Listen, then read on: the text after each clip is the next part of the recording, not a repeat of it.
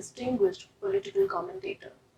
Daughter of Vijay Lakshmi Pandit and niece of Jawaharlal Nehru, she has always braved to speak her mind and refused to be censored by those in power. A sublime essayist, her work has always reflected the political state of India, and her new book, The Fate of Butterflies, is no different. Let's meet the multi-award winning author Nayantara Sahgal and talk about her new book and more. Welcome on the show, Ms. Sahgal. Thank you. In your new book, The Fate of Butterflies, you have drawn a deeply concerning picture of present-day India. To what extent is the plot really inspired by happenings around us? Yes, this book is all about the times we're living in. And so obviously all that has been happening around us in the last few years has been very much in my mind. And I, like many other writers, have been extremely concerned about all that is going on and the effort to stop dissent and debate, all that. So the story began to grow in my mind around all these happenings and incidents. When is it that you decided to write this book? You know, previous to this, I had written a novella called When the Moon Shines by Day. In a sense, this is a continuing piece from that, because both are about the times we're living in. And so that momentum from the previous novella carried on, and this came almost immediately after. I began to write it almost immediately after I had just finished that one. Why the title, The Fate of Butterflies? Well, you read the book. I have. And so you know that is explained fairly early on in the book. And I don't want to reveal the reason why, because it comes fairly early in the story. Ma'am, why would you choose Prabhakar, one of your key characters, the writer, the observer, to be a male instead of a female? This is one question that, I was wondering about. It's a question that used to be asked a lot, but is no longer asked, because men have written about women from the very beginning. They have. And women have been writing from the point of view of a man for many, many years now. Many of my early novels are written from the male point of view. The main character has been a man. And it's been written from that point of view. So it just came naturally. The story had to be told from his point of view. It's his story in a way. Because as you know, his whole background becomes revealed gradually in the story. And everything that concerns him is the center of the story.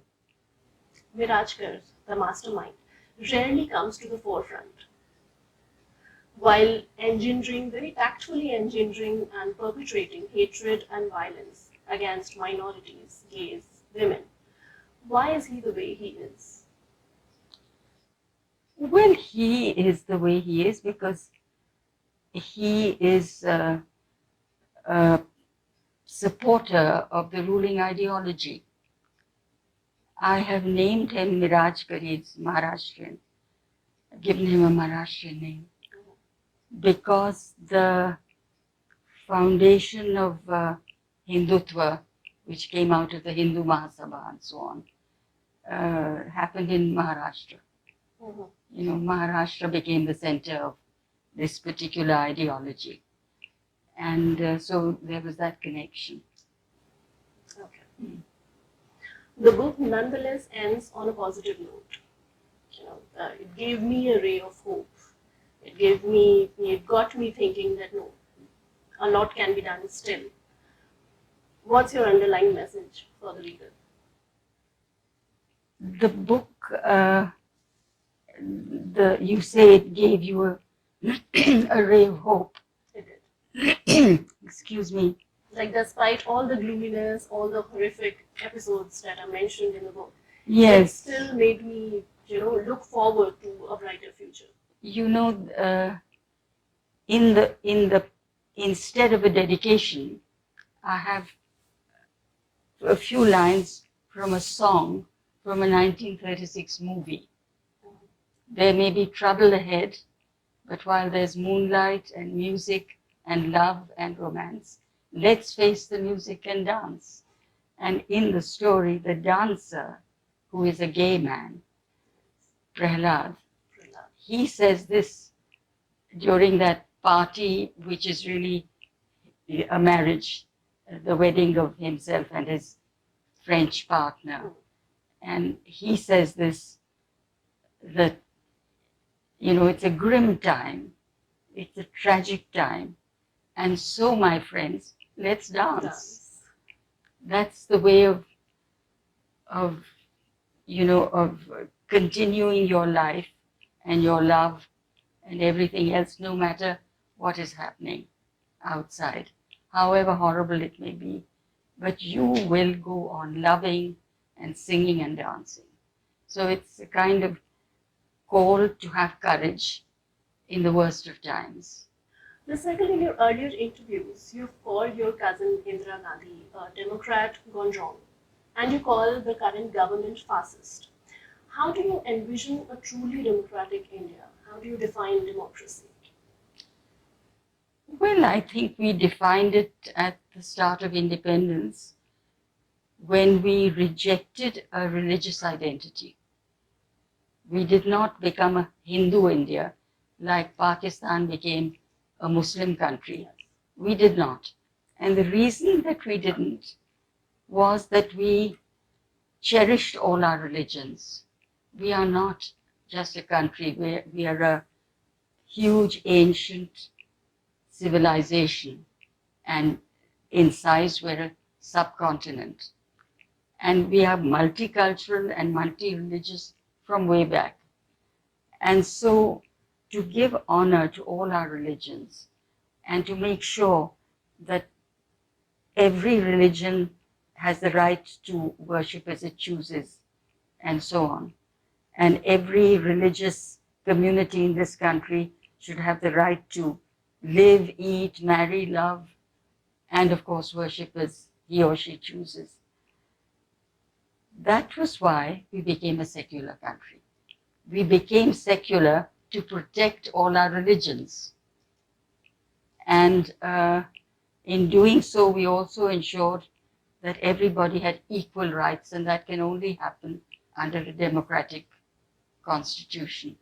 So these two things were laid down at the very beginning of independence, which no other country had ever achieved before. And the other thing we did in the way of democracy was at the very beginning of independence, we granted every citizen the right to vote. Universal suffrage. Women got the vote in 1947. In every other country in the world, women have had to fight for the vote. And some don't even have it today. So we have been exceptional in that sense. And in the fact that if we worshipped anything, we worshipped the idea of liberty and democracy and fraternity, brotherhood between the communities. And we achieved that through centuries of living together, celebrating our festivals together, living side by side. That is what is now being destroyed by this poison of hatred that is being spread for what the ruling party calls others. And these others, they are saying, are foreigners and enemies. And of course, the particular target is Islam. In October 2015, you returned your Sahitya Akademi Award, protesting against increasing violence against writers and increasing intolerance overall. No, it wasn't that general. At that time, when I returned my award, it was in protest against Kalburgi's murder. Yes. Which he was an award-winning writer. Mm-hmm. And the Sahitya Akademi, which is there to protect literature, safeguard it, it's a citadel of literature. And they raised no voice against the killing of this man. That is why initially I returned the award.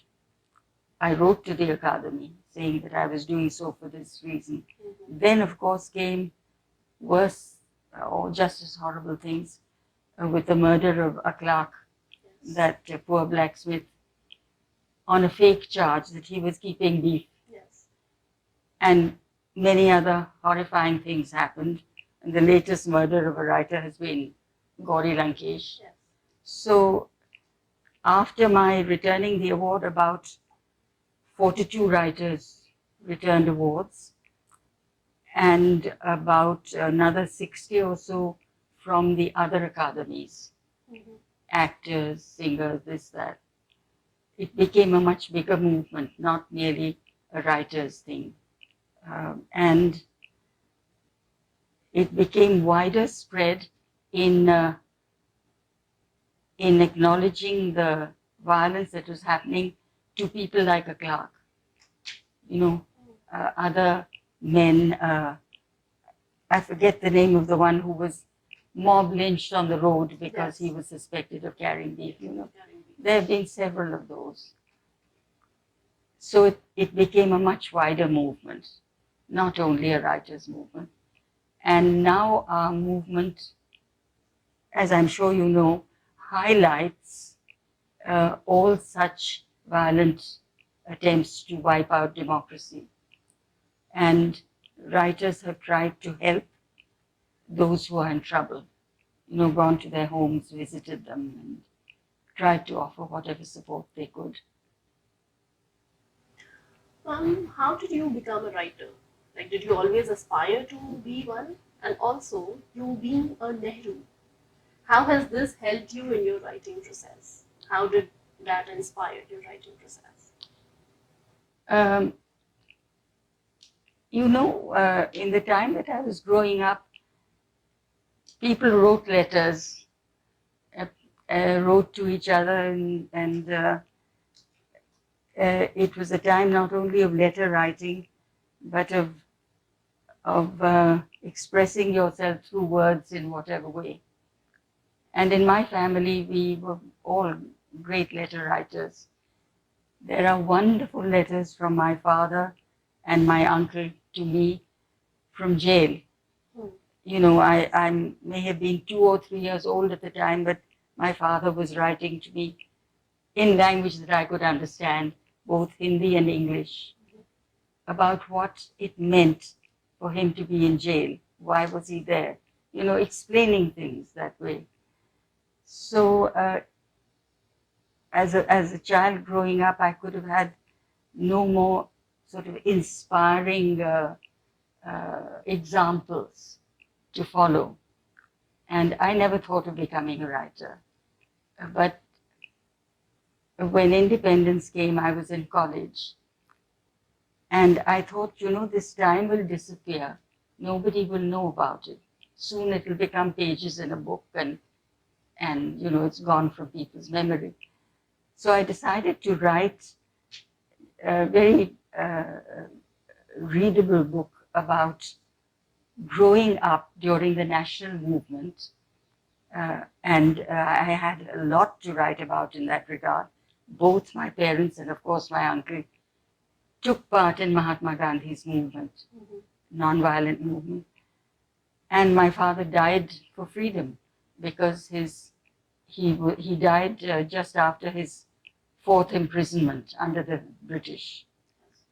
So these amazing things were happening in my childhood, and to share them with whoever came after. I wrote Prison and Chocolate Cake, and which has become a sort of classic of its kind, because people tell me that their children are now reading it, and you know. Likewise.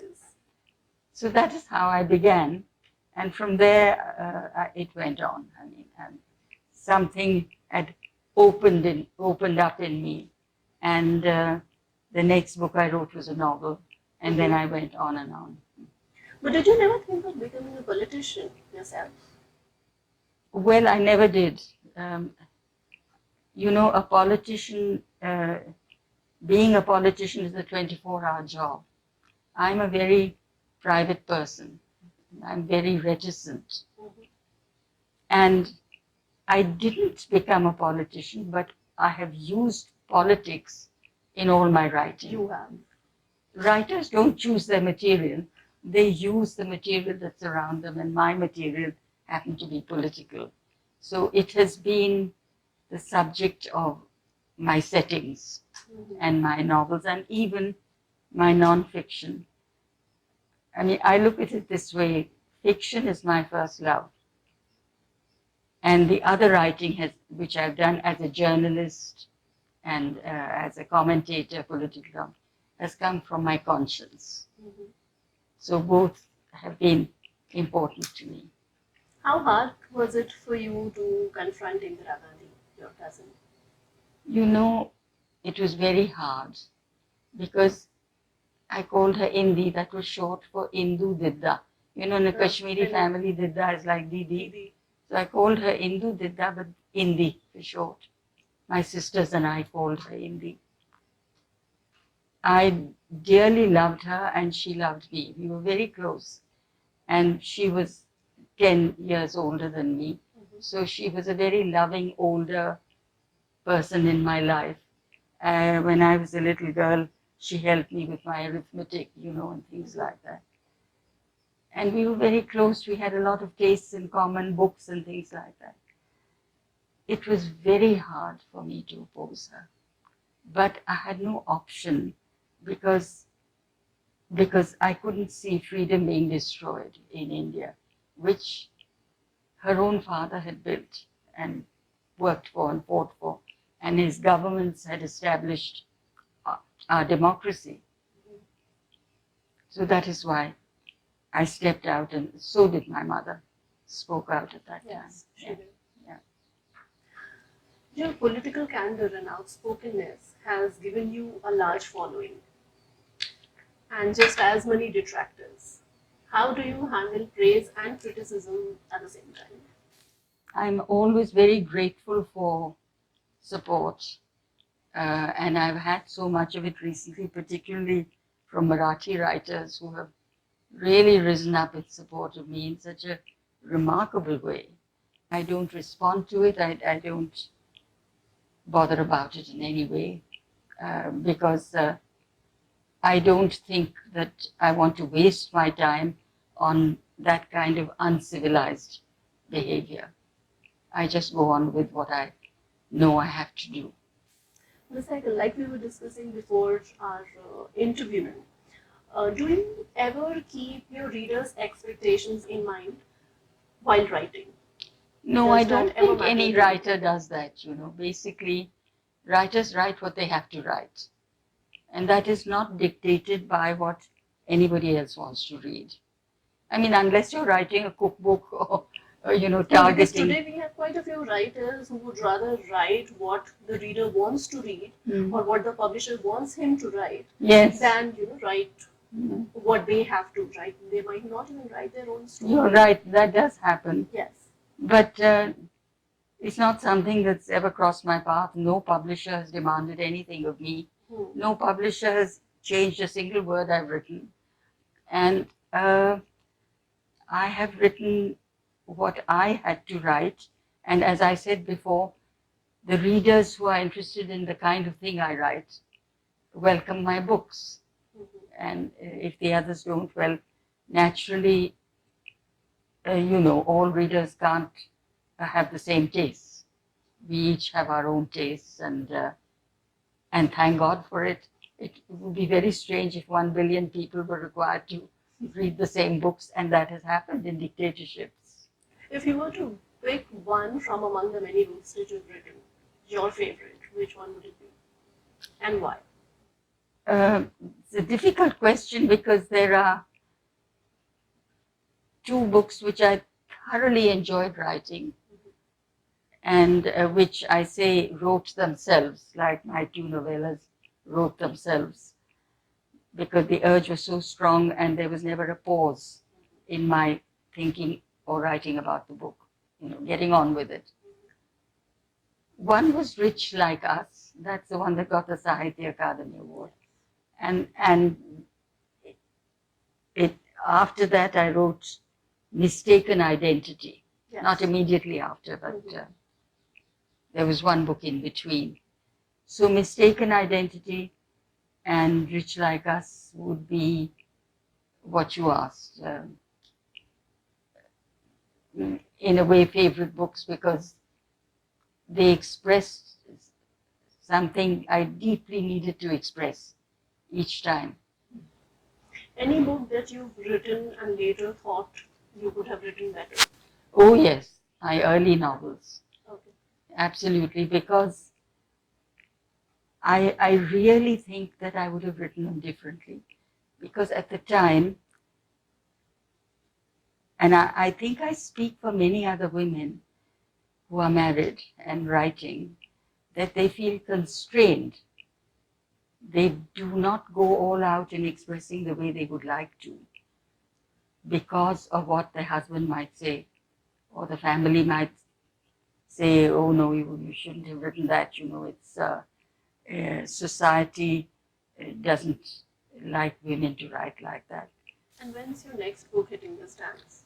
Well, I can't say. Whenever the urge arises, and this one is so recent, and I have so many other demands on me at this moment. I've just received an award called the Bhai Award. Okay. It's the first time they're giving it, and it's in honor of a leading member of the Socialist Party. And I felt very moved that they should choose me to receive this award. So I have to write the speech for that occasion. And then there's a civil servants conclave at the end of March here. There was one in October, which I spoke at also. And this time they've asked me to inaugurate it. So I have to prepare a talk for that. And all these things keep going on, that I have to deal with.